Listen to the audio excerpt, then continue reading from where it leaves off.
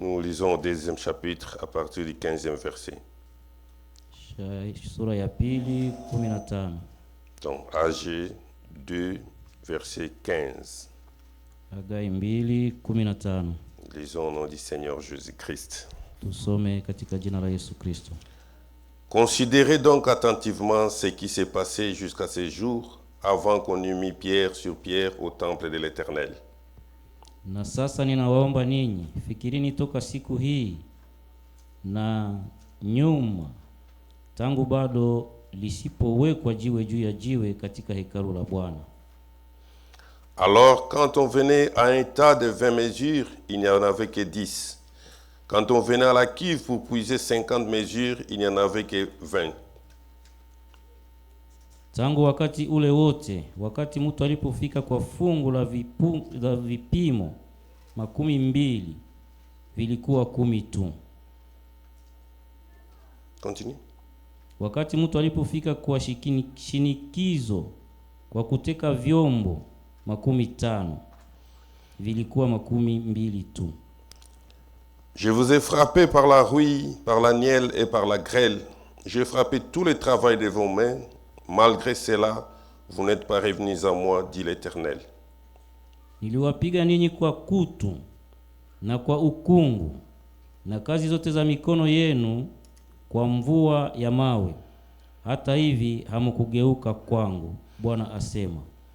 Considérez attentivement ce qui s'est passé jusqu'à ce jour, jusqu'au 24e jour du 9e mois, depuis le jour où le temple de l'Éternel a été fondé. Considérez-les attentivement.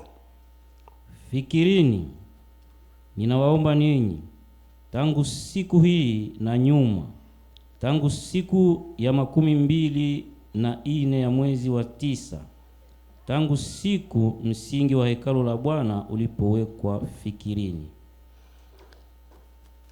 Y avait-il encore de la semence dans les greniers? Même la vigne, le figuier, les grenadiers et l'olivier n'ont rien rapporté. Mais dès ce jour, je répandrai ma bénédiction. Mbegu imeingia galani? Ndiyo. Zabibu na mtini na mkomamanga na zeituni hazikuzaa tunda?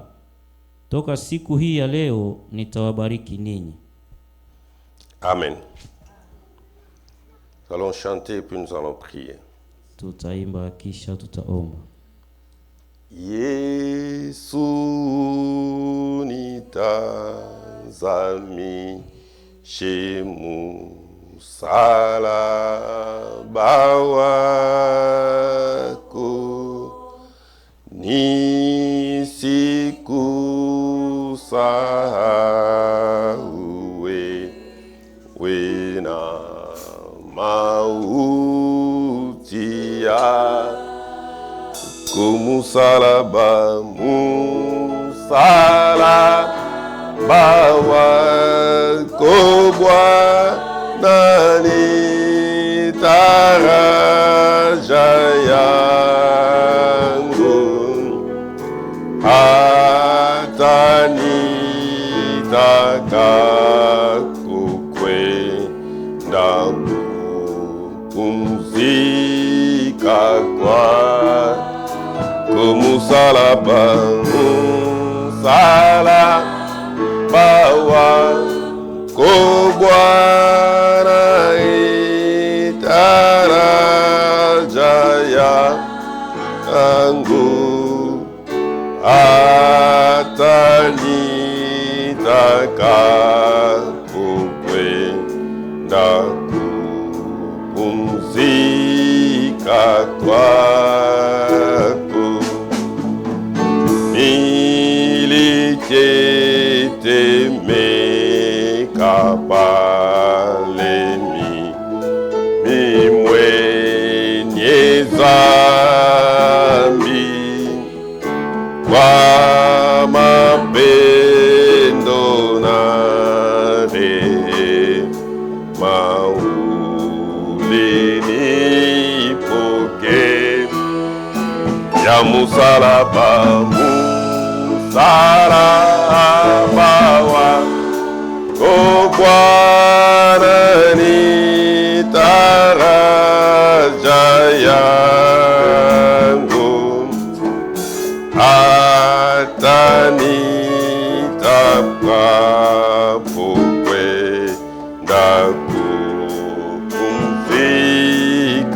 kwako msalaba, msalaba wako Bwana wi daraja yangu, Bwana nitakapokwenda kupumzika kwako, Yesu nilinde huko,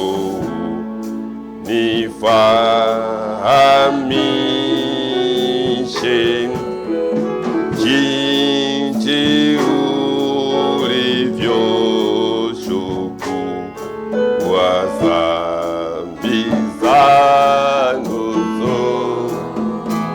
Msalaba, msalaba wako Bwana ni daraja yangu, hata nitakapokwenda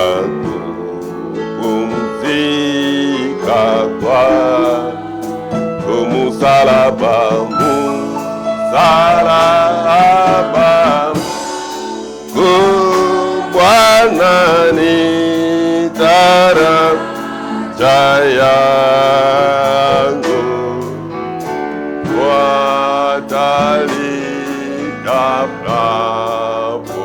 watalitakapokwenda kupumzika kwake. Prions tous les seigneurs. Tuombe sote Mungu. Nzambi abetukena mazulu mfumu mpenzi Yesu Kristu ngenzambi ya moyo ya yenge ya zola ya ngolo nyonso kembo nzitusu ya futukilange Yesu Kristu ngemefuana na yao ngefutukila matondo na mzambi ya Seigneur Jésus Christ na lembo zola pe yenge ngemepese tudaka kilokula nzambi ya moyo na mbuku ya kabana ke Seigneur Jésus Christ zapusana kana ntalisa ngenzambi ya moyo Ngena nzambi tubakaveneza moi tout ce que tu fatigué et chargé, je vous donnerai du repos, Seigneur Jésus-Christ. Nous savons que les repos, c'est le Seigneur Jésus-Christ. Ngeyo kaka nzambi ndakavumbisa bedofumu bamavanga bedunyo songa be Seigneur Jésus-Christ. Lemfukila kadulu bendiatla muyayi dalamna chamenga ya kusandu fumu. Pesa mukumiki sambe kutuma mana na mboga Seigneur. Mudora mboga ngekulutanyo kutokatna fumu. Que toute ma vie te soit consacrée, Seigneur Jésus-Christ. Que je m'abandonne entièrement et complètement entre tes saintes mains. Je me laisse conduire par toi, Seigneur Jésus-Christ. Car ceux qui sont conduits par ton esprit sont ceux-là les enfants de Dieu, Seigneur Jésus-Christ. Nzambi ya moyo, tarabe tutukutana na enfants Christ. Nambuila ya kukubama pour l'enlèvement, Seigneur Jésus-Christ. Car mune nakabanza, Nzambi mabanze na nge ya undeke ya moyo. Car celle ta parole est vraie, parole d'un homme n'est que mensonge, Seigneur Jésus-Christ. Ya ufumu bikajaga nyonso na maboko wange mbadulu penso Seigneur Jésus-Christ. Nyonso na ketu bama awa nzambi ya moyo ya edifie mitima betu nzambi ya moyo. Et c'est ma coque de considérer nos rois, Seigneur Jésus-Christ, afin que tu répandes encore ta bénédiction sur nous, Seigneur Jésus-Christ. Banzi na bampangi na kena bampêchement, Seigneur Jésus-Christ. Banzi na pangi ngesalila samuna nata mpova ngena kudikila mela betu Jésus Christ. Nge souffre kati na yani baka quelque chose dans les soins de Jésus-Christ. Na nge beta kutaka na Seigneur Jésus-Christ. Bado kulu bensu kulu nyonso na maboko ya mfumu na kumba Yesu nzambe.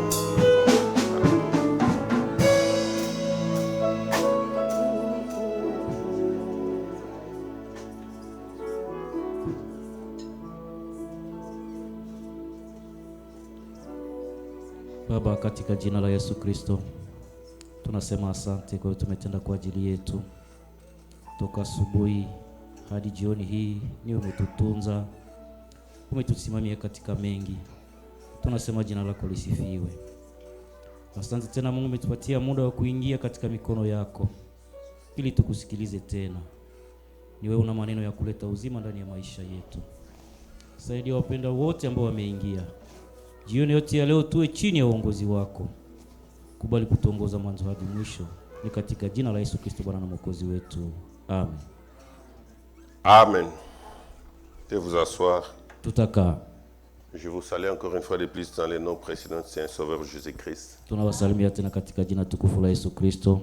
Nous demandons si nous avons des visiteurs parmi nous. Tunauliza kama tuko na wageni katikati yetu. S'il y a un frère ou une sœur qui est parmi nous pour la première fois. Kama kuna ndugu au dada iko katikati yetu. Nous le prions de se lever pour que nous puissions quand même les recevoir. Tunamsihi kusimama tuweze tukamkaribishe. Nous avons notre frère qui est là au coin.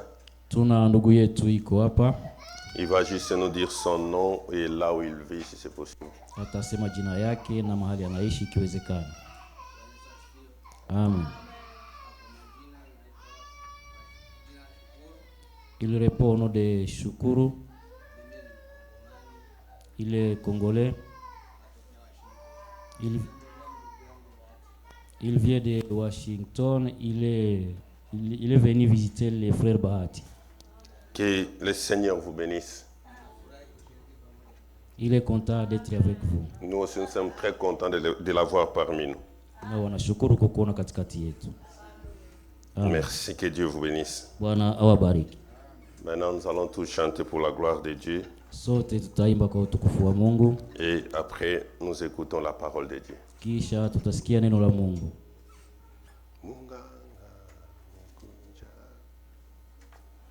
Chantons tous pour la gloire de Dieu. Tuimbe sote kwa utukufu wa Bwana. Munganga mekuja pandie Bwana Yesu anaponyesha roho zetu kwa ugonjwa huu. O jina lake kila jina dunia ni jina kubwa, jina jema Yesu Bwana Yesu. O jina lake kila jina dunia ni jina kubwa, jina jema Yesu Bwana Yesu.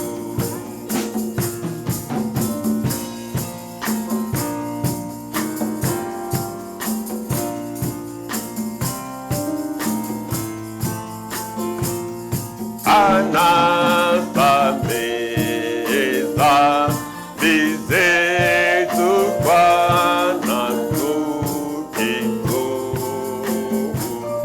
anatukaribisha kwake kwa rehema. O jina lake kila jina dunia ni jina kubwa, jina jema Yesu Bwana Yesu. O jina lake kila jina dunia ni jina kubwa, jina jema Yesu Bwana Yesu.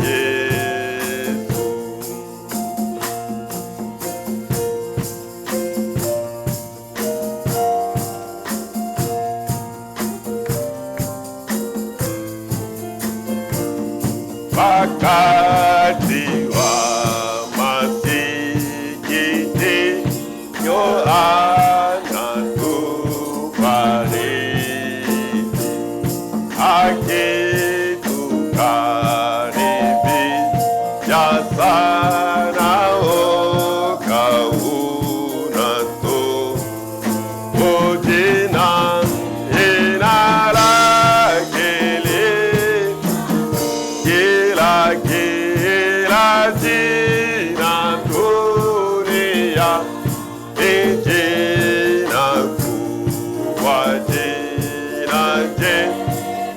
Yesu, Bwana Yesu, oh jina lake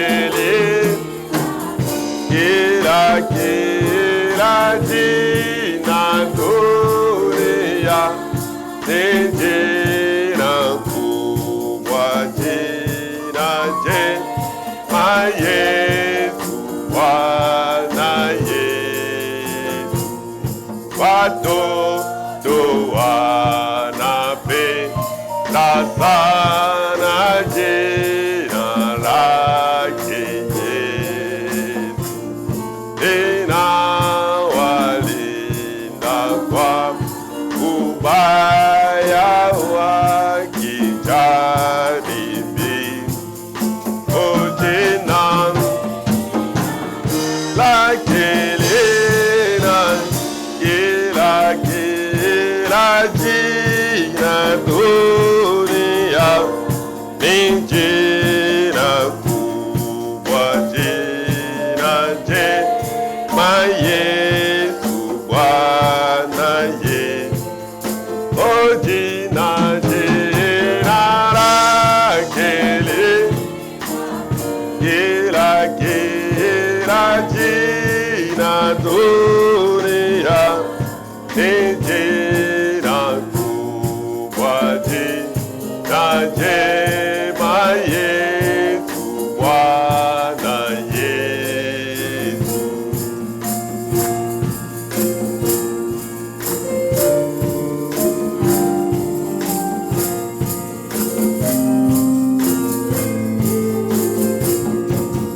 Katika vita na mabaya linatupa nguvu, Shetani analikimbia jina lake. Oh, jina lake kila jina dunia ni jina kubwa, jina jema Yesu, Bwana Yesu.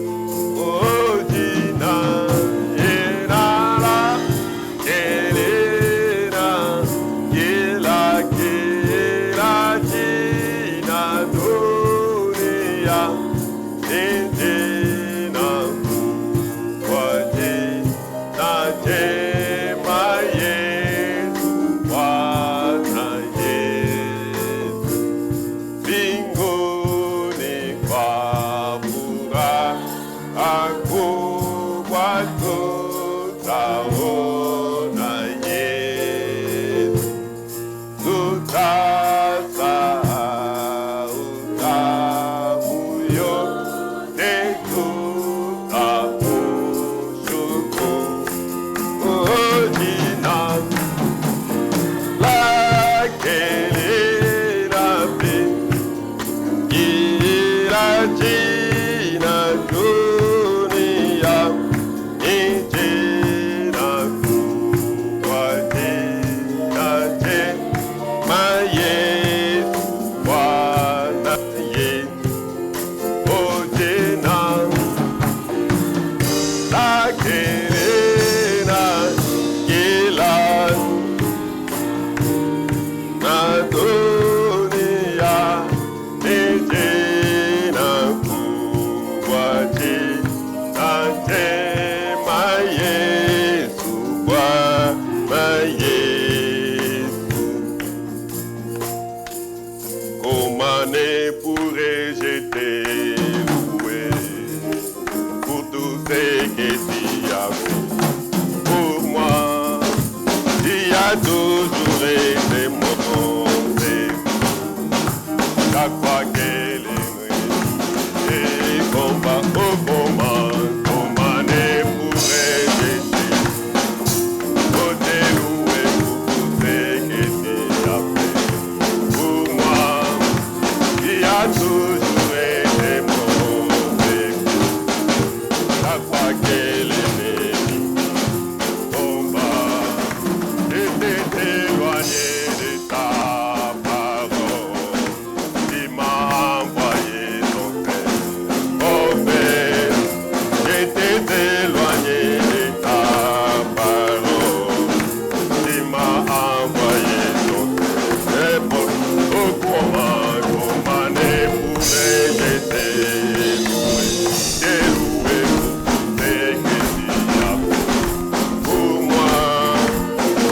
toujours été mon secours.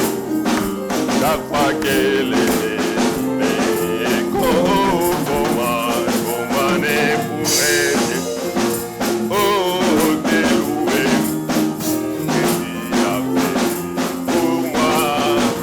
Tu as toujours été mon secours.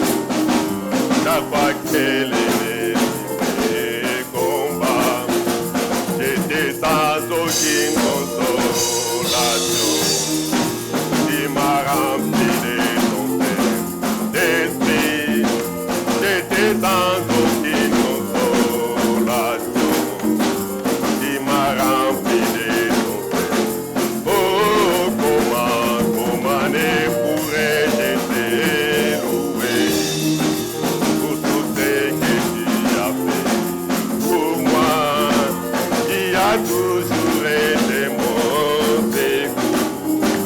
Chaque fois qu'elle est née, oh, comment ne pourrais-je te louer ce que tu as fait pour moi. Tu as toujours été mon secours. Chaque fois qu'elle est née, mes combats, j'étais prêt à tomber en enfer. Tu m'as montré le chemin du ciel, j'étais prêt à tomber en enfer. Tu m'as montré le chemin du oh, comment ne pourrais-je te louer, ce que tu as fait pour moi. Tu as toujours été mon secours. Chaque fois qu'elle est née, oh, comment ne pourrais-je te louer tout ce que tu as fait pour moi. Tu as toujours été mon secours. Mais oh, bébé, alléluia, bébé, alléluia. Oh, bébé, alléluia, bébé, alléluia. Dans la maison de mon père, il y a de la paix, bébé, alléluia. Oh, dans la maison de mon père, il y a de la paix, bébé, alléluia, bébé, alléluia, bébé. Oh, dans la maison de mon père, il y a de la paix, bébé. Oh, joie, alléluia, joie, alléluia, joie. Dans la maison de mon père, il y a de la joie, alléluia. Oh, bi, alléluia, bi, alléluia, bi. Dans la maison de mon père, il y a de la vie, bi. Oh, bébé, alléluia, bébé. Dans la maison de mon père, il y a de la paix, bébé.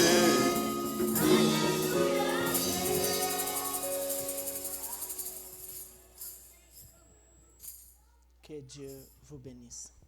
Bwana awabariki. Nous allons nous lever pour lire la parole de Dieu. Tutasimama kwa usomi wa neno la Mungu. Je vous prie d'ouvrir nos Bibles dans Jean chapitre 13 Tunafungua Biblia katika Yohana 13. et nous lisons depuis le verset 12. Yohana 13:12. Jean chapitre 13 Yohana 13 Nous lisons du verset 12 jusqu'au verset 17. 12 mpaka 17. Prions d'abord le Seigneur. Tuombe Mungu. Miséricordieux, notre Père Céleste, Bwana wa mbingu, nous te sommes infiniment reconnaissants ce soir, Seigneur. tunakushukuru jioni hii ya leo. Merci pour le souffle de vie que tu nous as donné. Asante kwa pumzi ya uzima umetupatia. Merci aussi pour le désir que tu nous as donné de venir écouter ta parole. Asante na kwa nia ulitupatia kuja kusikia neno lako. Bénis tes enfants qui sont ici présents, Seigneur. Bariki wote wanaokuwa tayari hapa. Bénis aussi ceux qui ont voulu être ici mais qui sont empêchés. Bariki na wale wote walitaka wakuwe lakini walizuiliwa. Nourris-nous au moyen de ta parole, Seigneur. Utukulishe kwa njia ya neno lako Kristo. Enlève en nous tout ce qui est contraire à ta volonté. Tosha yote yaliyo tofauti na mapenzi yako. Et surtout, remplis-nous de ton esprit. Zaidi utujaze na roho wako. Au nom du Seigneur Jésus-Christ. Katika jina la Yesu Kristo. Amen. Amen. Après leur avoir lavé les pieds et avoir repris ses vêtements, il se remit à table et leur dit, comprenez-vous ce que je vous ai fait? Basi alipokwisha kunawa miguu yao na kutoa mavazi yake na kukaa tena, akawaambia, mnajua nililowafanyia ninyi? Vous m'appelez maître et seigneur, et vous dites bien, car je le suis. Mnaniita mwalimu na Bwana, na mnasema vema, sababu nilivyo hivyo. Si donc je vous ai lavé les pieds, moi le Seigneur et le Maître, vous aussi vous devez vous laver les pieds les uns les autres. Basi kama mimi Bwana yenu na mwalimu wenu nimewanawisha miguu yenu, imewapasa ninyi kunawishana miguu. Car je vous ai donné un exemple, afin que vous aussi vous fassiez comme moi je vous ai fait. Kwa sababu nimewapa ninyi mfano, mfanye sawasawa nilivyowafanyia ninyi. En vérité, je vous l'ai dit, le serviteur n'est pas plus grand que son Seigneur, ni l'apôtre plus grand que celui qui l'a envoyé. Kweli kweli ninawaambia ninyi, mtumwa si mkubwa kuliko bwana wake, wala mtume si mkubwa kuliko yeye ambaye alimtuma. Si vous savez cela, vous êtes heureux pourvu que vous les pratiquiez. Kama munajua maneno haya, heri ninyi kama munayafanya. Que Dieu puisse vous bénir. Bwana awabariki. Et qu'il bénisse sa parole. Na abariki neno Vous pouvez lake. vous asseoir. Tutakaa. Je pouvais commencer un autre enseignement ce soir. Ningeweza kuanza fundisho lingine jioni hii ya leo. Mais je suis conduit à renforcer les clous sur ce que nous avions écouté le week-end passé. Lakini nimependa nikazie mkazo kwa yale tuliyosikia wiki iliyopita. J'ai écouté beaucoup de prédications ici en Amérique. Nimesikia mafundisho mengi hapa Marekani. Mes frères, je vous dis la vérité. Wandugu, ninawaambia kweli. Ce que j'ai écouté le week-end passé, je pense que c'était la meilleure prédication pour moi. Ile niliyosikia Sunday iliyopita ilikuwa ni mahubiri mazuri kwangu. C'est seulement parce que ça n'a pas été mis en ligne. Ni kwa sababu tu haikukuwa kwa mtandao. Mais moi j'ai trouvé un moyen autre pour écouter cette prédication plusieurs fois. Lakini nilipata namna nyingine ya kupata mafundisho Je ile peux mara vous le nyingi. dire au nom du Seigneur, pour moi c'est la meilleure prédication que j'ai écoutée ici. Naweza waambia katika jina la Kristo, kwangu ni mahubiri mazuri niliyosikia hapa. Et depuis que par la grâce de Dieu j'ai cru au Seigneur, Toka niliamini Kristo kwa neema ya Mungu, cette prédication là c'est la deuxième fois que je puisse l'écouter. hii mahubiri ni safari yangu ya pili kwa kuisikia. Que chacun de nous vraiment puisse méditer encore sur cette prédication. Kila mtu aweze akatafakari kwa ajili ya mahubiri haya. Ce sont des petites choses mais qui sont très importantes. Ni mambo madogo madogo sana lakini ni ya maana. Et même là où nous avions lu ici, Hata mahali tumesoma le dernier verset, le verset 17, le Seigneur dit, ile shairi ya 17 Bwana anasema, vous êtes heureux. Vous êtes basi heureux. ninyi mko heri. Si vous connaissez ces choses, Mungelijua maneno haya seulement si vous les mettez en pratique. kama mungeyatia kwa matendo na kuyafanya. C'est très important pour l'église du Seigneur. Ni ya maana sana kwa kanisa la Kristo. C'est très important pour les enfants de Dieu. Ni ya maana sana kwa watoto wa Mungu. C'est très important d'écouter la parole de Dieu. Ni ya maana sana kusikia neno la Mungu. Parce que tout ce que Dieu veut pour nous, il est écrit dans sa parole. Yote ambayo Bwana anataka kwa ajili yetu aliandika kwa neno lake. Il n'y a rien que Dieu veut pour nous qui est en dehors de sa parole. Hakuna lolote Bwana anataka kwa ajili yetu lililo kinyume ya neno la Mungu. Ce monde ici a été créé par sa parole.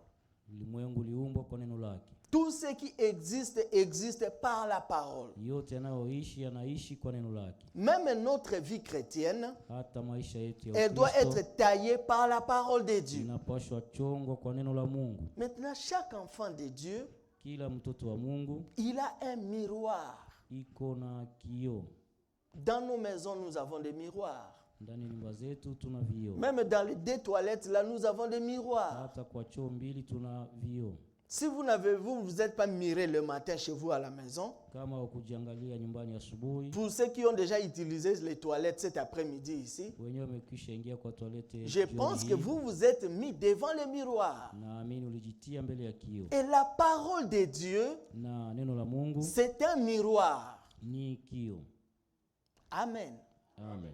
Quand nous nous mettons devant la parole de Dieu, Ukijitia mbele ya neno la Mungu, si ce miroir-là est bon, kama ile kioo ni mzuri, normalement, on ne peut pas voir le visage de quelqu'un d'autre. hauwezi kuona sura ya mtu mwingine. Bon, à moins que la personne soit derrière vous. Akose ule mtu akuwe nyuma yako. Mais si vous êtes seul devant le miroir, Kama uko mwenyewe mbele ya et que ce kioo miroir-là est de bonne qualité, na kioo ile ni ya mzuri, vous ne verrez que votre propre visage. utaona tu sura yako mwenyewe. Et les enfants de Dieu, Na watoto wa quand Mungu ils se mettent devant la parole, wakikuwa mbele ya neno la ils ne Mungu, voient pas les voisins. hawaone tena Ils ne jirani, voient pas la voisine. hawaone Ils jirani, ne voient pas le mari. hawaone Ils mume, ne voient pas la femme. hawaone mke. Chaque enfant de Dieu, Kila mtoto wa Mungu devant la parole de Dieu, mbele ya neno la il Mungu se voit lui-même. anajiona mwenyewe. Quand nous venons à l'église, Kati tunakuja kanisa, regardez comme nous sommes assis là.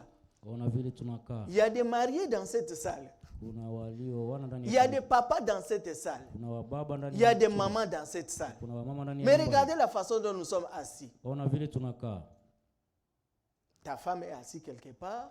Mke wako yuko pembeni, Ton mari est assis quelque part. mume wako vile yuko Tes pembeni, enfants sont assis quelque part. watoto wako wako À pembeni. ce moment ici, Kwa wakati huu c'est chacun devant la parole de ni Dieu. kila mtu mbele ya neno la Mungu.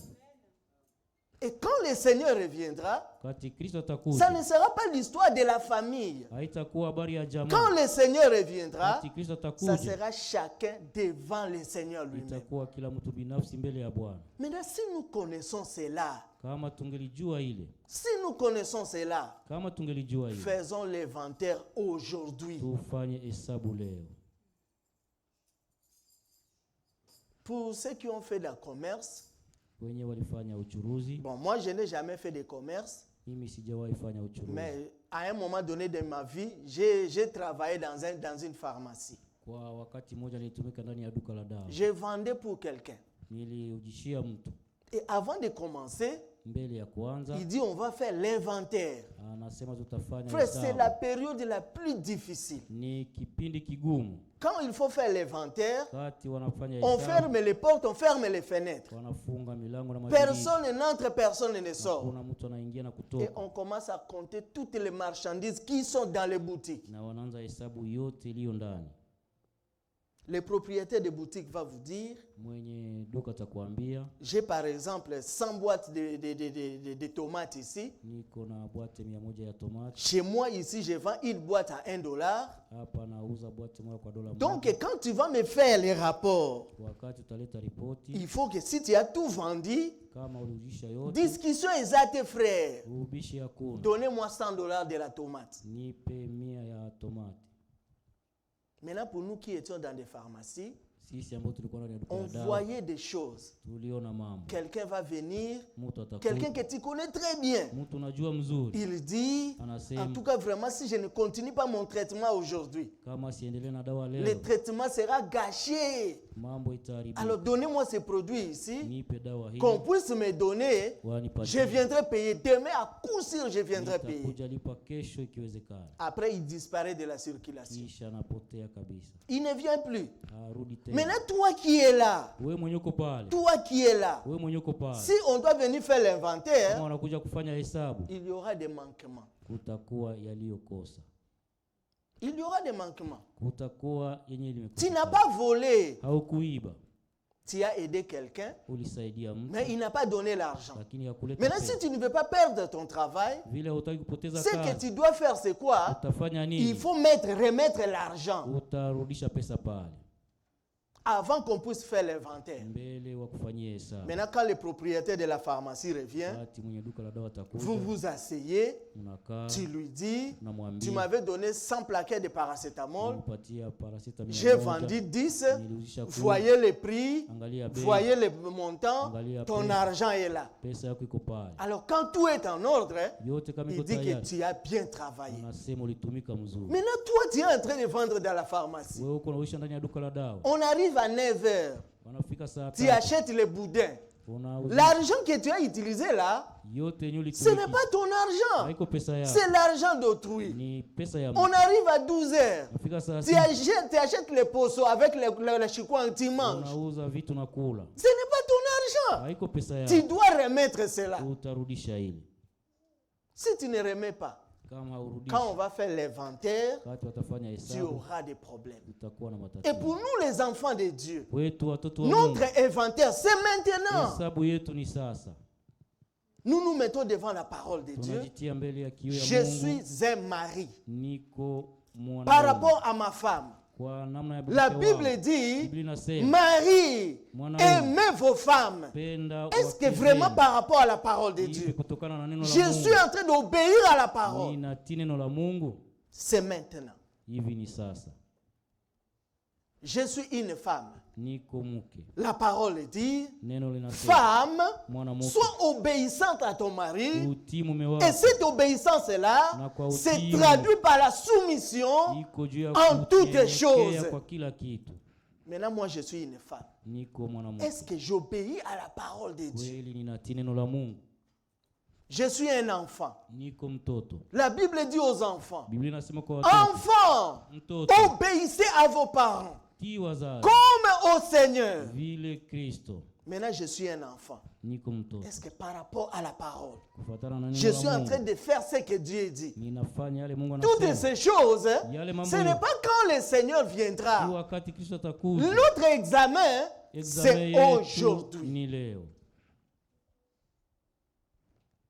Maintenant, quand tu vois que tu n'es pas en ordre avec la parole, Hivyo ukiona uko sawa na neno la Mungu, omoni kokoki na yo te. unaona hutaweza Parce que tu n'as pas la force. sababu hauna nguvu. De nous-mêmes, mes frères et sœurs, Kwa sisi nous wenyewe ne sommes pas capables hatuna ile de uwezo vivre toute la justice de kuishi Dieu. haki yote. De nous-mêmes, Kwa sisi nous wenyewe ne sommes pas capables hatuna ile d'obéir uwezo à la volonté de Dieu. kutii mapenzi ya Mungu. C'est là que nous nous mettons maintenant à genoux. Hivi ndio tunapiga magoti. Seigneur Dieu, Kristo Mungu, fais-nous grâce fanyie neema d'écouter ta parole, kusikia neno de lako, croire à ta parole, Kuamini de neno la lako, mettre en pratique. kuitia kwa matendo. C'est maintenant. Hivi ni sasa. Quand on vient à l'église, Wakati tunakuja comme kanisani, nous sommes venus là, vile tumekuja, nous ne venons pas seulement pour chanter. hatukuje tu kuimba. Voilà pourquoi j'avais dit à mon frère, Ndio maana nilimwambia ndugu yangu, frère Papi donc, ndugu papi, et même tous ceux qui peuvent conduire les cultes dans les jours à venir, vile hata kwa nini wanaanza il uongozi faut kwa que les siku zinafaa. prédications commencent un peu tôt. Inaomba kanisa ianze Parce que mbele ya souvent je wakati. vois, nous avons des frères, Mara mingi naona tuna ils ndugu travaillent, c'est vrai, nous comprenons. wanatumika, ndio Quand on tunaelewa. termine de chanter, Imaliza imba, ils partent pour eux. wanakwenda. Mais quand nous venons, Kati ce n'est tunakuja pas seulement pour chanter. kuja kuimba tu. Quand nous venons, Kati tunaimba, c'est pour écouter la parole de Sikia Dieu. neno la Mungu. Maintenant, ils doivent aller travailler. C'est vrai, ils doivent aller travailler. Wanapoenda tumika ndio, Mais la foi vient de ce que l'on entend. lakini imani inakuja kwa yale Ce que l'on entend de la parole de Dieu. unasikia kutokana na neno la Voilà Mungu. pourquoi, Ndio quand maana nous venons, Oui, nous devons écouter la parole de Dieu. tunaposikia neno, Maintenant, quand nous écoutons la parole, kisikia neno, nous demandons à Dieu tunaomba de nous Mungu rendre capables de atuwezeshe vivre cette parole. kuishi ile neno. C'est très important. Ni ya maana sana. Bien-aimés frères, je vous supplie. Wa ndugu na wasihi, Bien-aimés sœurs, je vous wa supplie. dada na wasihi, Que chacun de nous s'examine. kila mtu ajichunguze. J'ai écrit il y a 10 ans, c'est bien. Niliamini miaka 10 J'ai écrit il y a 20 ans, c'est bien. miaka 20 J'ai écrit il y a 45 ans, c'est bien. Mais est-ce que ta vie sasa maisha est yako digne de l'évangile? inafuatana na injili? Pratiquer la parole signifie Kufuata neno la Mungu inamaanisha obéir à la parole de Dieu. kutii neno la Mungu. C'est ça, pratiquer. Ile ndio kufuata neno la Mungu. Quand nous mettons la parole de Dieu en pratique, Tukifuata neno la Mungu kwa en d'autres ukweli, termes, kwa namna ingine nous obéissons à la parole de Dieu. tunatii neno la Mungu. Et quand nous obéissons à la parole, Na tukitii neno la Dieu Mungu, nous bénit. Mungu anatubariki. C'est vrai. Ni kweli. Il y a une bénédiction Kuna baraka qui est attachée yenye à inaunganika l'écoute de la kwa parole. kusikia neno la Donc, Mungu. tel que vous êtes assis là, Vile mnakaa si vous ne dormez pas Kama hamulali, et que vous écoutez la parole, neno la Mungu, vous êtes bénis. unabarikiwa. Si vous prenez votre Bible Kikamata Biblia yako à la maison, nyumbani, au travail, kwa kazi, à la bibliothèque, kwa peu Biblia, importe où vous êtes, hata mahali gani même uko, si le parking, hata kwa vous parking, ouvrez le téléphone, unafungua vous simu, lisez un seul verset, unasoma mstari mmoja, comme ce que vous avez lu là. yale Ce uliyosoma n'est pas la parole d'un homme, si neno la Mungu, c'est la parole de Dieu. neno la Mungu. Il y a une bénédiction Kuna baraka qui est attachée à la lecture de la parole de kwa ule Dieu. usomi wa neno la Mungu. Maintenant, quand vous écoutez la parole, Sasa ukisikia neno la quand Mungu, vous lisez la parole, ukisoma neno la Mungu, quand nous obéissons à la parole, ukitii neno la il Mungu, y a aussi une bénédiction kuna vile qui est baraka attachée yenye à inaunganika l'obéissance à la kwa parole de kutii Dieu. neno la Mungu. Maintenant, en tant qu'enfant de Dieu, Kama mtoto wa Mungu, nous devons avoir toutes ces bénédictions-là unapaswa kuwa na baraka zote liées à la lecture de la parole. zinaunganika na neno Voilà la Mungu. pourquoi, Ndio maana, frères et sœurs, ndugu na dada, lisons la parole. usome neno, Nous recevons les bénédictions tunapata baraka attachées à l'écoute de la parole. Bien-aimés frères et sœurs, écoutons la parole de wa Dieu. ndugu na wadada, tusikie neno la Mungu. Nous recevons aussi des bénédictions Tunapata vile baraka liées à inaunganika l'obéissance à la parole de kwa Dieu. kutii neno la Mungu. Et Jacques dit, Na Yakobo anasema, Yakobo anasema, dans Jacques chapitre 1er, Yakobo sura ya kwanza à partir de verset 21, 21, il dit ceci. anasema hivi. Jacques chapitre 1er, Yakobo sura ya kwanza le verset 21. 21. C'est pourquoi, rejetant toute souillure et tout excès de méchanceté, Basi wekeni mbali uchafu wote na ubaya unaozidi, recevez avec douceur la parole qui a été plantée en vous et qui peut sauver vos âmes. na kupokea kwa upole neno lililopandwa ndani linaloweza kuokoa roho zenu. La parole de Dieu, Neno la Mungu, pas la parole du pasteur, pana neno la pas la mchungaji, parole du prédicateur, Neno la mhubiri. mais la parole de Dieu. neno la Mungu. Quand elle est prêchée, Kama imehubiriwa, les enfants de Dieu watoto wa la Mungu reçoivent avec douceur. Wanaipokea na upole. Ne murmurons pas avec la parole. Usinungunike na neno la Mungu. N'ayons pas cette habitude-là. Usikuwe na ile La tabia. parole de Dieu est prêchée Neno et likihubiri, nous sommes en train de murmurer dans na les cœurs. tunanungunika ndani ya La mioyo. parole de Dieu est prêchée Neno la Mungu linahubiri, et nous sommes en train de faire discuter avec la lakini parole. tunabishana na Les neno la- enfants de Dieu, Watoto wa ils Mungu. écoutent la parole de Wanasikia Dieu. neno la Mungu. C'est pourquoi, Ndiyo maana rejetant toute souillure tuwekeni mbali et uchafu tout excès wote de méchanceté. na ubaya unaozidi. Dans Ésaïe chapitre 55, Isaya 55, l'Écriture dit maandiko que inasema, les méchants abandonnent ses voies. waovu waache njia Quand la zao. parole est prêchée, Neno likihubiri, c'est pour que les méchants ni kwamba abandonnent waovu sa méchanceté. waache ubaya wao. Maintenant, depuis que nous avions cru, Muda mwingi tuliamini, ça peut être une année. naweza kuwa mwaka. Saint Clémence, ça fait combien d'années? C'est une année?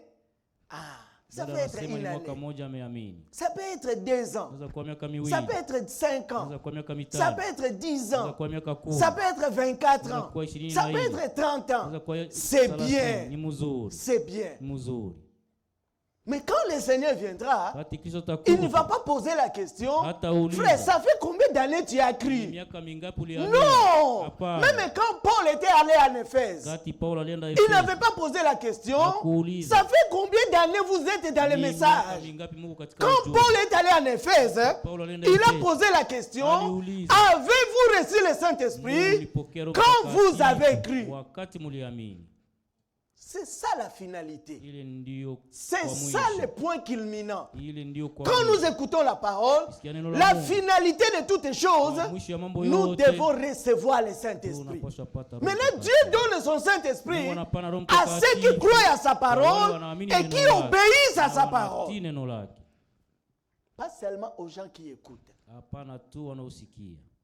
C'est pourquoi, Ndiyo maana rejetant toute souillure achane na uchafu et tout wote excès de méchanceté, na ubaya wote, recevez avec douceur mupokee kwa la upole parole qui a été plantée en vous neno lililopandwa ndani et yenu qui peut sauver vos âmes. linaloweza kuokoa roho zenu. Pratiquez la parole Mufate kweli, et ne l'écoutez pas seulement musisikie tu en vous abusant par de mukijidanganya faux raisonnements. kwa tamaa zenu wenyewe. Car Kwa maana si quelqu'un écoute la parole kama mtu akiwa et ne la msikiaji met wa pas en neno, pratique, wala alitie kwa matendo, il est semblable à un homme anafanana na qui mtu regarde son visage à un miroir anaangalia uso wake kwa kioo, et qui, après s'être regardé, kisha kuangalia s'en va et aussitôt oublie anaenda na sahau comment il était. vile iko. Voyez, frère, Naangalia ndugu, quand nous écoutons la parole tukisikia neno la Mungu et que nous ne le mettons pas en pratique, tulitie kwa matendo, l'apôtre Jacques dit, Yakobo anasema nous ressemblons à une personne tunafanana na mtu qui se met devant les miroirs. anajitia mbele ya Il kioo, voit son visage. anaangalia sura yake, S'il avait quelque chose, il kama enlève. kulikuwa kitu fulani Mais quand anatosha. il part de là, Wakati anatoka il oublie comment son visage est. anasahau sura yake vile ilikuwa. Mais celui qui a plongé Lakini aliyetazama son regard dans la loi parfaite, sheria kamilifu, la loi de la liberté, sheria ya uhuru, et qui persévère, na kukaa ndani yake, non pas en l'écoutant seulement asiwe msikiaji tu pour l'oublier, anasahau, mais en la pratiquant activement, lakini mtenda wa kazi, celui-là mtu huyo sera heureux dans toutes ses actions. atabarikiwa katika kutenda kwake. Donc quand nous écoutons la parole, Wakati tunasikia neno la nous Mungu, devons persévérer. tunapaswa endelea, Ah, nous devons persévérer. tunapaswa endelea. Les saints d'autrefois, Waamini wa wakati ils ule avaient cru à la parole, waliamini neno, ils avaient persévéré. walidumu. Nous aussi, Na sisi quand nous écoutons la parole de tusikie Dieu, neno la Mungu, comme la foi vient de ce que l'on vile entend, imani inakuja kwa et kusikia, ce que l'on entend vient de la parole de tunasikia Dieu. kutoka kwa neno la La Mungu. même parole Neno lile qui lile avait donné la foi à Pierre, leta imani qui kwa avait Petro, donné la foi à Jean, leta imani kwa qui avait Yohana, donné la foi à imani Sarah, kwa Sara, qui avait donné la foi à Marie. imani kwa Maria. Quand nous écoutons la même parole, Kile neno ça nous donne aussi la foi. inatupa vile vile imani. Et quand nous croyons, Tunaamini, nous persévérons. tunaendelea na kudumu. Et l'apôtre Jacques dit, Na Yakobo anasema quand nous écoutons là, ce ukisikia n'est pas seulement pour l'oublier. si kwa kusahau, On écoute la parole de Dieu, tunasikia neno la Mungu, on sort, tunatoka pas loin, hapana mbali, seulement là-bas au coin là, pale kwa kona, les critiques commencent. kusemana inaanza Seulement au coin là kwa seulement, kona, les critiques commencent. kusemana Ça ne inaanza. va pas, frères et sœurs. Haiko mzuri ndugu, On écoute la parole de Dieu, tunasikia neno la Mungu, on sort, Tunatoka. seulement au coin là, pale kwa le kona, murmure commence. manunguniko inaanza. Comme les enfants d'Israël. Kama watoto wa Ils Israeli ont passé 400 ans en Égypte. walifanya miaka 400 Misri, Et quand ils sont sortis, wakati walitoka ils ont commencé à marcher. walianza tembea, Ils chantaient. waliimba, Ils louaient le Seigneur. walisifu Mungu Arrivés devant la mer rouge, mbele ya bahari ils ont nyekundu, oublié tout ce que le Seigneur avait fait. walisahau Bwana Les aliowafanya, murmures ont commencé. walianza nungunika, Ils n'ont même pas encore arrivé à Canaan. Seulement devant la mer Rouge, le murmure ont commencé. Ils quittent la mer Rouge. Comment ils ont quitté la mer Rouge? Ils n'ont pas utilisé les pirogues. Ils n'ont pas utilisé les bateaux. Bien aimés frères et sœurs, la mer Rouge s'est ouverte. Et les gens comme vous et moi, ils ont traversé à pied sec. Ce n'est pas de l'histoire, c'est la réalité. Votre Dieu, notre Dieu, a fait cela pour les enfants d'Israël. Ils arrivent à Rephidim, les murmures commencent. Ils quittent Rephidim, ils arrivent à Mara, les murmures commencent. Quand nous écoutons la parole de Dieu, faisons l'effort. Nous ici, nous ne sommes pas de la grâce sans effort. La Bible a dit, faites des efforts. Nous devons faire des efforts. C'est vrai, frère. Sinon, tu as comme la grâce infinie. Oh non, frère, l'essentiel, c'est être dans la volonté de Dieu, frère. Tous ceux qui ont crié au message ici sont dans la volonté de Dieu, frère. Restons seulement dans la volonté de Dieu, frère. Quand Dieu voudra, quand il voudra, il va enlever la cigarette, il va enlever la bière, il va enlever l'impudicité. Nous ne croyons pas comme ça. Les enfants de Dieu, ils croient à toute la parole de Dieu. Et la parole de Dieu dit, faites vos efforts. Donc, frère, tu ouvres la bouche, tu veux parler, tu sens que les critiques veulent venir. Faites des efforts. Faites des efforts. Tu es là assise, tu es là assis, tu sens que les mauvaises pensées commencent à venir. Faites des efforts. Parce que quand l'enlèvement a lieu, à ce moment-là, ok, non, tes frères. C'est dur, mais c'est la vérité. Parce que les gens ont enseigné à l'église. Si tu crois à ce message ici, tu seras enlevé. Ce n'est pas ça, frères et sœurs. Quand tu crois à ce message et que tu n'as pas le Saint-Esprit, tu ne seras pas enlevé, frère. On doit vous dire la vérité. Et ceux qui sont restés chez les baptistes là, et ceux qui sont chez les méthodistes là, ils ont refusé le message. Et toi qui as cru, mais tu n'es pas arrivé au baptême du Saint-Esprit. C'est dur, mais c'est ça la vérité. Mais là, en tant qu'enfant de Dieu, quand nous venons ici, c'est de nous examiner par rapport à la parole de Dieu. Dans Exode chapitre 20, les enfants d'Israël sortant de l'Égypte, ils arrivent à la montagne de Sinaï, ils commencent à discuter. Moïse, nous sommes fatigués de toi. Nous sommes fatigués. Toi, tu penses que c'est toujours toi qui es saint. Qu'est-ce que tu veux nous montrer là? Nous tous, nous sommes des enfants d'Israël. Nous tous, nous sommes des enfants de Jacob. Et en tant qu'enfants d'Israël, nous sommes des héritiers. Toi, tu penses que c'est seulement toi qui es saint? Non. Nous tous, nous voulons voir Dieu. Nous voulons écouter Dieu. Moïse dit, il n'y a pas de problème. Il n'y a pas de problème. Attendez, je vais aller lui dire. Et Moïse est allé voir Dieu. Il lui a dit, ton peuple là est fatigué de moi. Ils veulent t'écouter toi-même. Et Dieu dit à Moïse, très bien, s'ils veulent m'écouter, dites-leur de se sanctifier, dites-leur de se purifier. Bien aimés frères et sœurs, Dieu ne peut pas se manifester ici si nous sommes dans des souillures. Pour que Dieu puisse se manifester, nous devons être saints. Oui, frère. Et la Bible dit, vous serez saints car votre Dieu est saint. Maintenant, la différence est que ce n'est pas le pasteur qui sanctifie. Ce n'est pas le prédicateur qui sanctifie.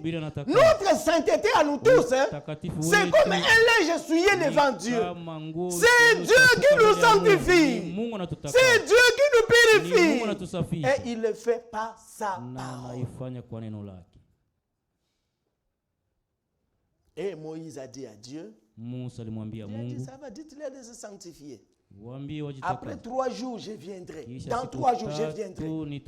Ce matin-là, c'était un matin. Le Seigneur Dieu du ciel, Créateur du ciel et de la terre, Elohim. Oui, frère, il est descendu sur la montagne. Maintenant, il parle, Moïse écoute, mais le peuple est là-bas, tonnerre sur tonnerre. Dieu dit, je suis l'Éternel votre Dieu, qui vous a fait sortir du pays de l'esclavage. Moïse écoute ça, mais le peuple est là-bas, tonnerre sur tonnerre. Le verset 2 d'Exode chapitre 20. Tu n'auras pas d'autre Dieu devant ma face.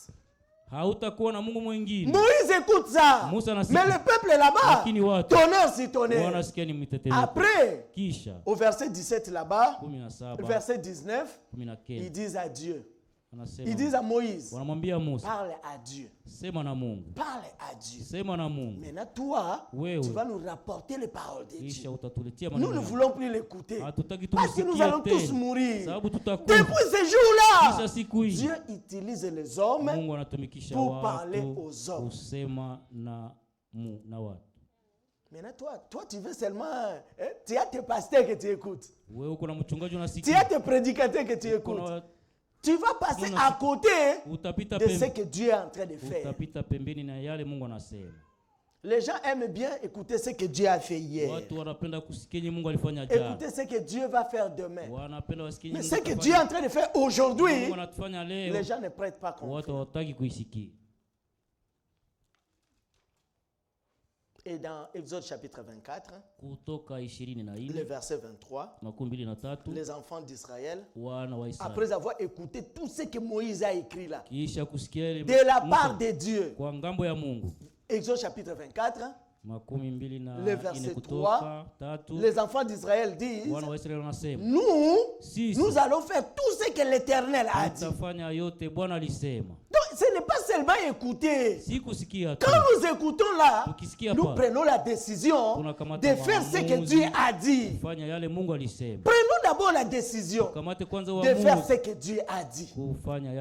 Maintenant la force, lui-même il va nous le communiquer. Dans Deutéronome chapitre 28, nous lisons seulement une partie, on va continuer demain, Dieu voulant. Deutéronome chapitre 28. L'Écriture dit ceci à partir du verset 1er. Deutéronome 28. Le verset 1er. Si tu obéis bien à la volonté de l'Éternel ton Dieu, en observant et en mettant en pratique tous ces commandements que je te prescris aujourd'hui, l'Éternel est ton Dieu te donnera la supériorité sur toutes les nations de la terre. Il y a une bénédiction, mon frère. Il y a une bénédiction, ma soeur, qui est attachée à l'obéissance de la parole de Dieu. Si tu obéis bien à la volonté, à la voix de l'Éternel ton Dieu, en observant et en mettant en pratique tous ces commandements que je te prescris aujourd'hui, l'Éternel est ton Dieu te donnera la supériorité sur toutes les nations de la terre. Dieu l'a promis, Dieu l'a fait.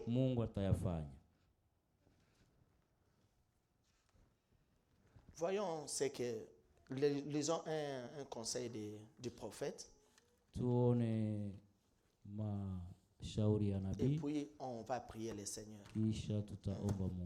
J'ai déjà fermé la Bible. Nous lisons dans la seconde venue du Seigneur, qui a été prêché le 17 avril 1957. Il dit ceci au paragraphe 54. Il est plus tard que nous le pensons. Il est plus tard. Ici, nous sommes en 1957. Déjà, le prophète dit il est plus tard.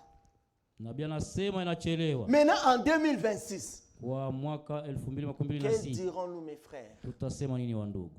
Que dirons-nous, mes sœurs? Le temps est sérieusement avancé. Le retour du Seigneur est proche. Ce n'est pas des aventures. C'est la vérité. Ce ne sont pas des imaginations. C'est la vérité. Il est plus tard que nous le pensons. Nous ne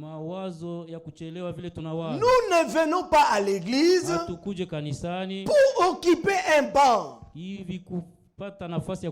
Non. Donc on vient à l'église pour s'asseoir sur ces chaises-là, c'est fini. Non. Comme dans d'autres églises, il y a des frères et des sœurs. Donc c'est comme si vraiment ce siège-là c'est devenu pour eux. Voyez frère, mais que le nom du Seigneur soit glorifié. Parce que ici aussi, je vois ces exemples-là. Je sais que quand frère Papi est là dans la salle, souvent il se met ici. Maintenant quand j'entre et que je ne le vois pas, tout de suite je vais poser la question. Frère Papi iko wapi? Où est Papi? C'est pas un péché. Mais quand nous venons à l'église, ce n'est pas seulement pour nous asseoir si des bancs, non. Nous ne venons pas à l'église pour entendre un bon sermon. Non. Nous ne venons pas seulement pour écouter un bon sermon. C'est-à-dire écouter une bonne prédication. Ah frère, tu connais l'église vraiment. C'était une très bonne prédication. Ce n'est pas seulement pour ça. Ah frère, tu connais l'église. Ce qu'on a écouté là, moi je vois que c'est l'homme, ce que j'ai écouté là. Dieu a plusieurs manières de parler. Je vais vous donner un exemple. Quand j'étais encore au pays, au Congo là, nous qui étions logés au home à l'université, quand on est venu à l'église, il y a une sœur qui avait invité son ami. Maintenant, pendant qu'il venait, la sœur lui disait, bon, tout ce que tu vas écouter là-bas, bon, hey,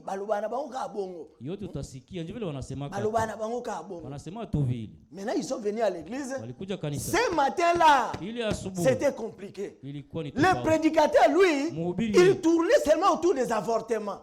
Il disait seulement ça. Toi, sœur, toi tu as avorté. Si tu ne te répands pas, tu vas mourir. Toi, frère, qui a donné l'argent pour l'avortement, toi aussi, tu vas mourir. C'était seulement ça. Maintenant, quand ils sont sortis, notre sœur là, elle était notre sœur. Elle a commencé à dire à son ami, je t'avais dit,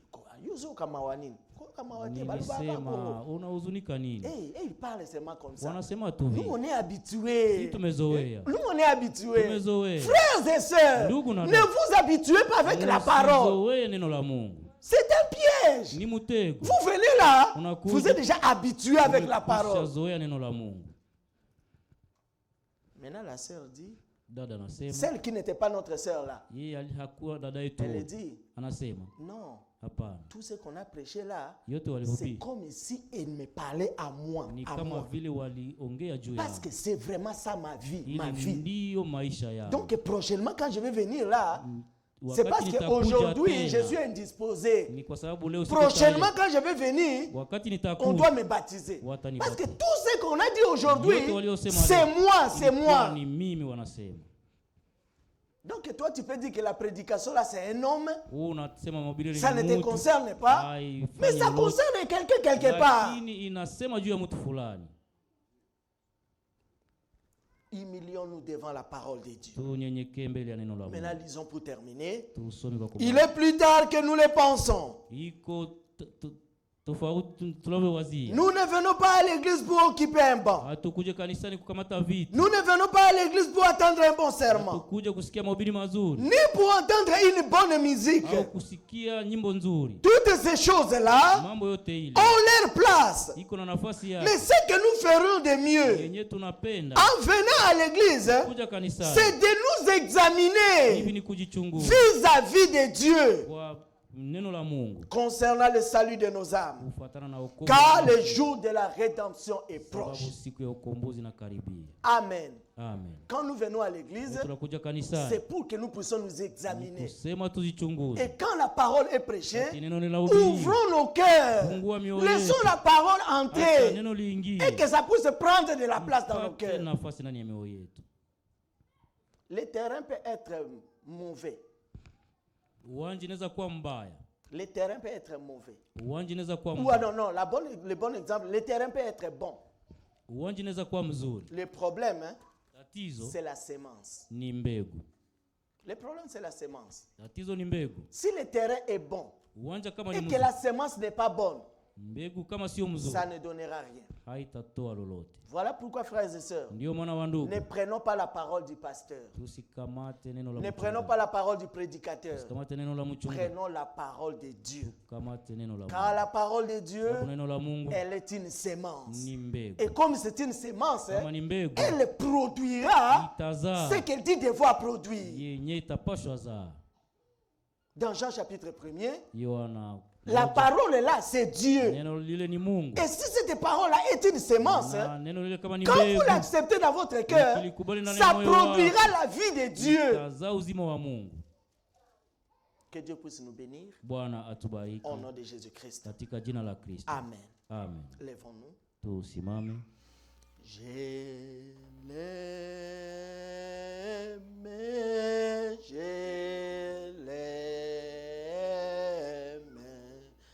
parce qu'il m'aima le premier. Il a acquis mon salut sur les bois du calvaire. Je l'aimais,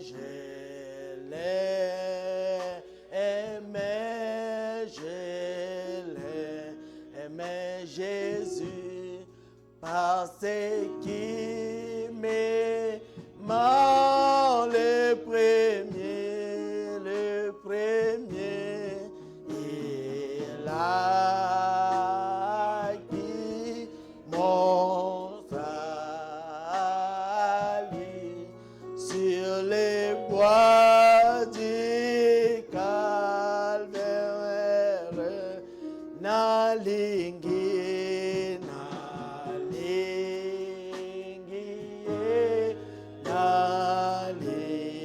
Yesu, poali nakinga liboso ya solo aso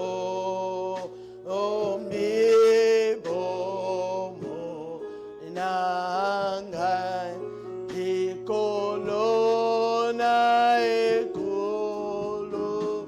Jésus ne changeait pas, ne changeait pas.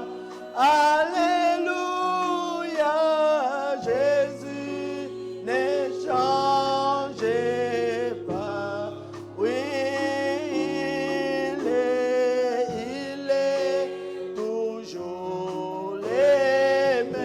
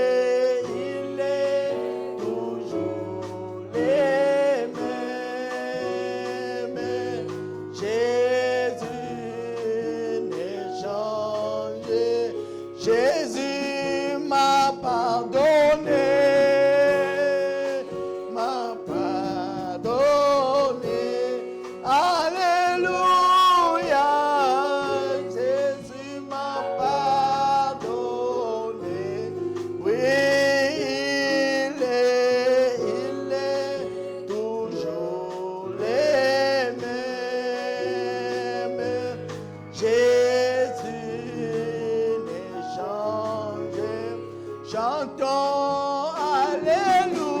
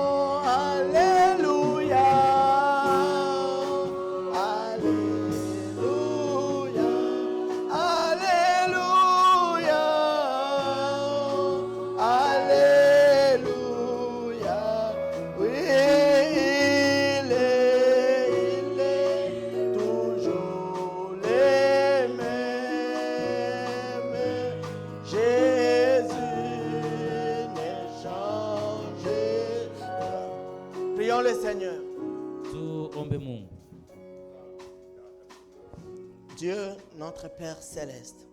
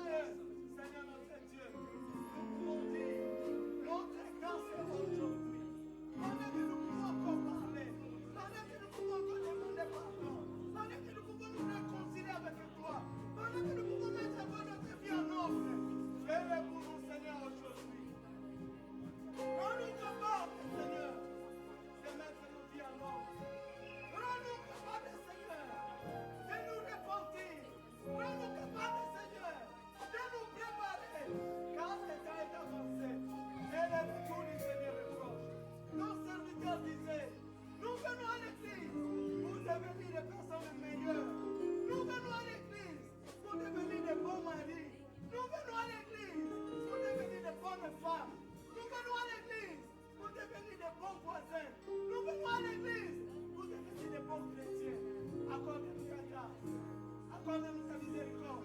Alors que nous écoutons ta parole, permets, Seigneur notre Dieu, que cette parole puisse être crue et être mise en pratique.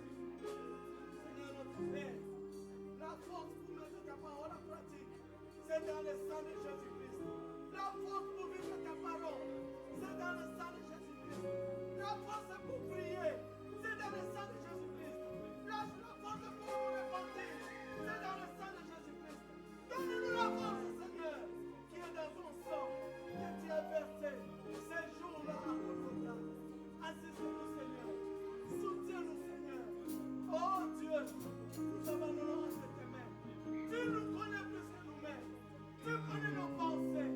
Oh Seigneur notre Dieu, nous avons l'assurance que tu règnes à chacun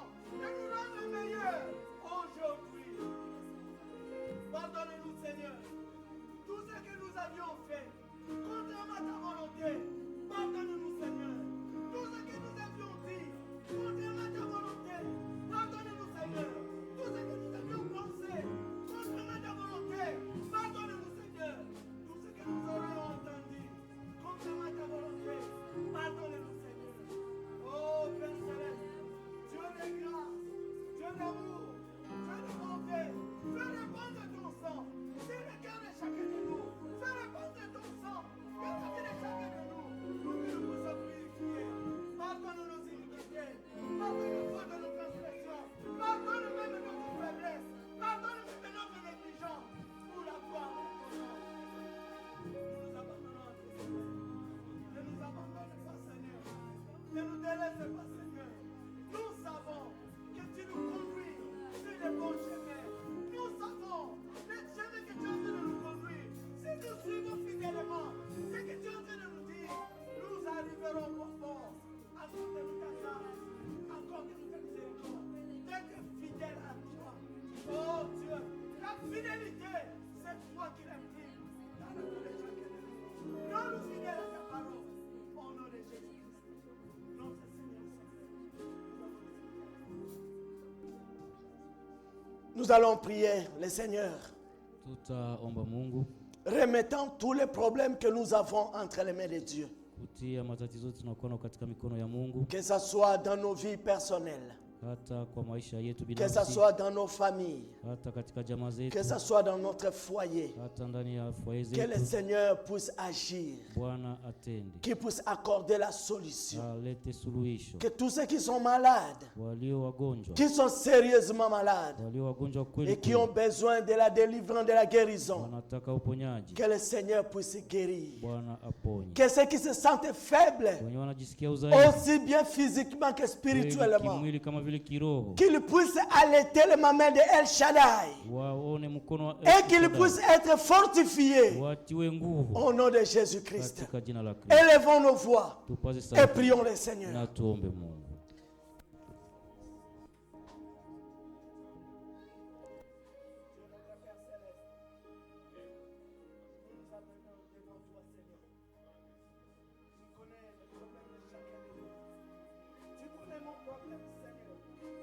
Parce que tu connais ma vie. Il n'y a rien de caché devant toi, Seigneur. Tu me connais plus que toute personne sur la terre. Tu me connais même plus que moi-même, Seigneur. Car c'est toi qui m'as créé. Tu connais mes limites, Seigneur. Tu connais mes faiblesses, Seigneur. Tu connais mes manquements, Seigneur. Tout ce que je te demande, Seigneur, c'est que tu me rendes capable. Oh Dieu bien-aimé, honte tout ce qui est contre ta volonté. Fortifie-moi, Seigneur Jésus-Christ. Que ce soit dans la chair, que ce soit spirituellement. Fortifie-moi, Seigneur notre Dieu. Oh Père Céleste, quand toi tu appelles, tu n'appelles pas pour rien, Seigneur. Quand tu donnes un mandat, tu ne donnes pas un mandat pour rien, Seigneur. Quand tu donnes une mission, tu ne donnes pas une mission pour rien, Seigneur. Voilà pourquoi, Seigneur notre Dieu, à tout ce que tu as appelé, à tout ce que tu as commissionné, Seigneur toi-même, tu es celui qui les soutient. Soutiens-moi, Seigneur, dans cette tâche que tu m'as accordée. Donne-moi l'humilité devant ta parole. Oh Dieu, donne-moi un grand cœur pour aimer tes enfants. Donne-moi un grand cœur pour supporter, Seigneur. Donne-moi un grand cœur pour aimer même ceux qui me veulent du mal. Oh Seigneur notre Dieu, c'est toi qui connais toutes les choses. Tu connais mon cœur, tu connais ma vie. Seigneur notre Père, assiste-moi pour que Seigneur ce jour-là, quand je vais déposer devant toi tes pieds, que je puisse dire, j'ai achevé l'œuvre que tu m'avais donnée. Oh Dieu, fais cela Seigneur. Souviens-toi de ma femme, souviens-toi de mon fils. Oh Dieu, souviens-toi aussi de mes frères, souviens-toi de mes sœurs biologiques. Que le Seigneur, ceux qui auraient regardé, Seigneur, fais grâce. Que ceux qui ne te connaissent pas, Seigneur, qu'ils puissent écouter ta voix, qu'ils puissent reconnaître que dans cette âge, tu as agi, que tu as parlé et que tu as bénis mes frères, la famille chrétienne que tu m'as donnée, Seigneur. La meilleure famille au monde, c'est la famille chrétienne. Voilà pourquoi, Seigneur, j'ai pris pour tous mes frères, j'ai pris pour toutes mes sœurs. Accorde-nous ta grâce. Oh Seigneur notre Dieu, que nous soyons tous ligotés par toi, ligotés par ton amour, ligotés par ta grâce. Marchons de mieux en mieux. Oh Dieu, regarde ta parole, regarde Seigneur ta conduite. Au nom de Jésus-Christ. Seigneur, si nous avons fait quelque chose, contraire à ta volonté, tu es Dieu, tu parles Seigneur, tu pardonnes aussi, tu guéris Seigneur. Que tous ceux qui sont malades, qu'ils soient guéris par toi. Que tous ceux qui ont des problèmes, qu'ils reçoivent la solution. Au nom de Jésus-Christ.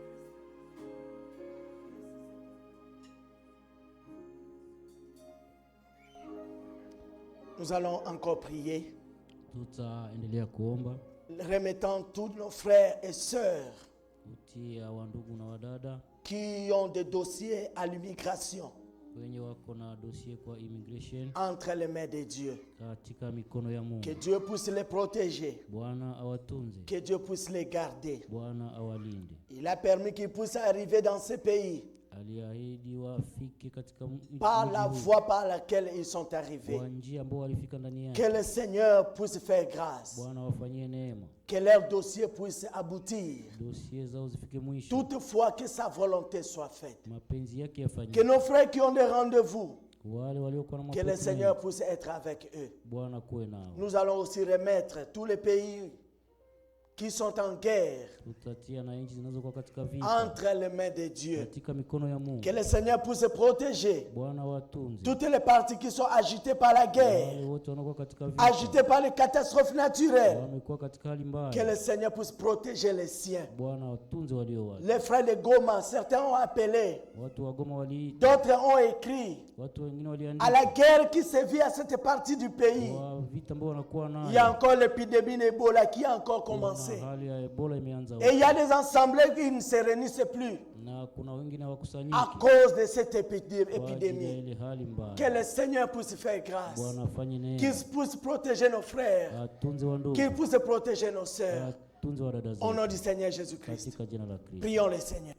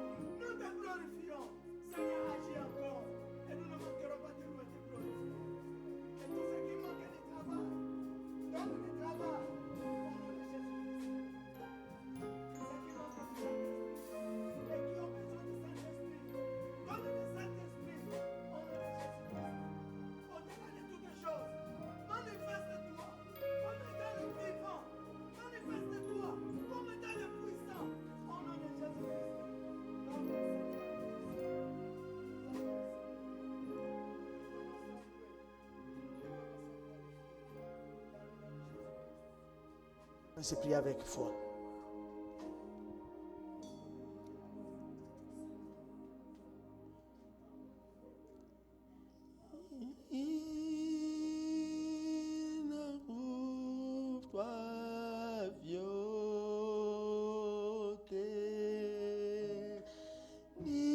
Nina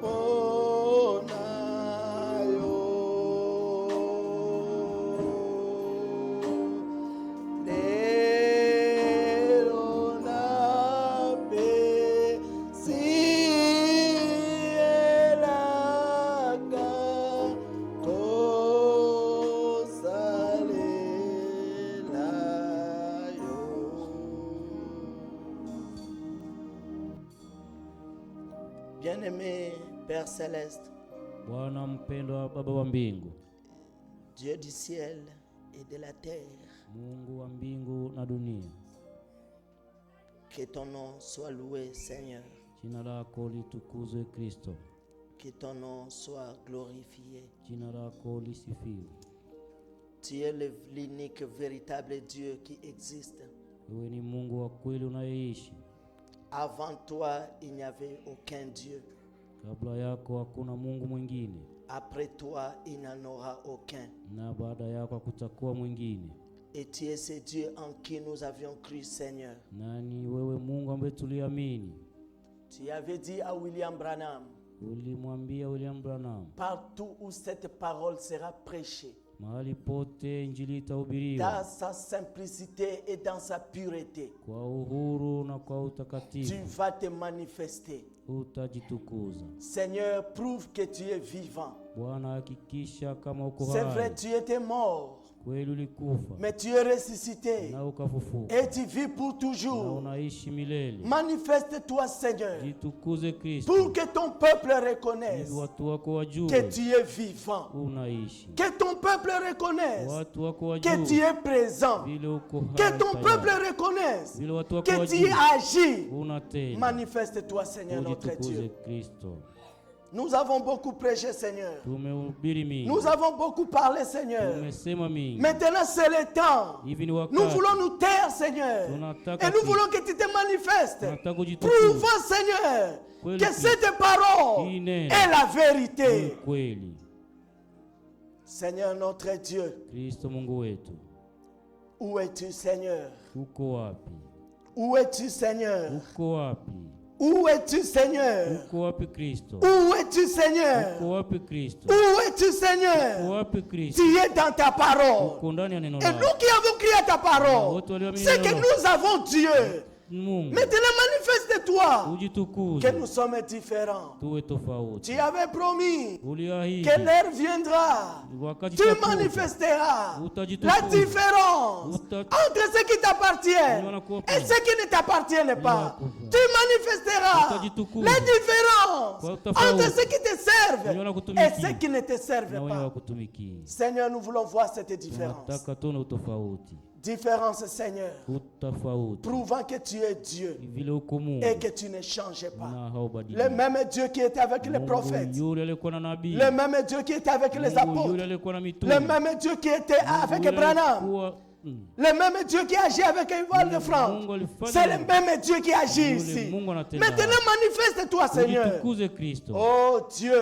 O Mungu, nous voulons te voir tunataka tukuone dans ta puissance de la kwa résurrection. uwezo wa ufufuko Que wako. ceux qui ont des problèmes, Kwa matatizo qu'ils reçoivent la solution. ulipate Que ceux suluhisho, qui sont malades, walio wagonjwa qu'ils soient guéris. waponye, Que ceux qui ont besoin du Saint-Esprit, Wanataka Roho qu'ils Mtakatifu. soient remplis du Saint-Esprit. Wapate Roho Que Mtakatifu. ceux qui ont besoin du salut, Wanataka qu'ils wokovu. soient sauvés.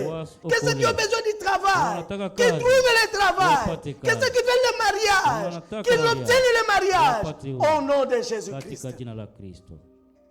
C'est vrai, nous attendons ton retour. Kweli tunangoja kurudi kwako, Mais aujourd'hui, lakini leo nous voulons vivre. tunataka tuishi, Aujourd'hui, Leo. nous voulons voir ta main. tunataka tuone mkono wako. Aujourd'hui, Leo nous voulons croire. tunataka amini. Aujourd'hui, Leo. nous voulons te suivre. Tunataka Mais kufuata. pour que nous puissions te suivre, Ili tukufuate. révèle-toi, Seigneur, au Ujionyeshe. moyen de ta parole Kwa njia ya neno et de lako. ton esprit, Na roho que nous yako. puissions reconnaître Tujue. que Dieu est là. Uko pale Ce jour-là, ile siku, ce matin-là, asubuhi ile, pour la première fois, kwa tu wakati es wa kwanza descendu et ulishuka. tout le monde t'a vu. wote walikuwa. Seigneur notre Dieu, Kristo Mungu si wetu. nous sommes vraiment de tes enfants, Tuko watoto si wako. vraiment nous avons crié à toi, Tukuleamini. révèle-toi Seigneur, Ujionyeshe que tu. tous les yeux humains Wote. puissent te voir, wakuone, que nous puissions arrêter de douter, tuwache yote pour que nous puissions maintenant croire. hivi tuamini, Fais-le Seigneur, uifanye Je sais que tu m'exauces, Seigneur. Je sais que tu m'exauces. Mais tu le feras encore pour la gloire de ton nom. Bénis chacun de nous. Bénis notre chemin de retour. Donne-nous la force, Seigneur, de nous examiner nous-mêmes. Donne-nous la force, Seigneur, de faire l'inventaire de notre vie. Car le temps est avancé. Le retour du Seigneur est proche. Bénis le retour de chacun de nous. Bénis mes frères. Bénis mes sœurs. Si tu revenais cette nuit ici, Seigneur, je t'en supplie. Je t'en supplie, Seigneur. Je t'en supplie de tout mon cœur. Si tu venais cette nuit, qu'aucun de nous ne puisse rester. Mais si tu nous donnes un lendemain meilleur, permets que nous puissions nous retrouver ici pour écouter ta parole. Donne-nous la révélation de ta parole. Nous croyons, Seigneur, le diable est en train d'agiter. Mais toi, tu es vainqueur. Et par ta victoire, nous aussi, nous sommes vainqueurs. Fais cela, Seigneur notre Père. Bénis notre chemin de retour. Au nom tout-puissant de Jésus-Christ, notre Seigneur et Sauveur. Nous avons ainsi prié avec foi. Amen. Amen. Nous sommes arrivés à la fin. Si telle est la volonté de Dieu, nous allons nous retrouver demain pour écouter la parole. Que Dieu vous bénisse. Au nom de Jésus-Christ. Amen. Amen.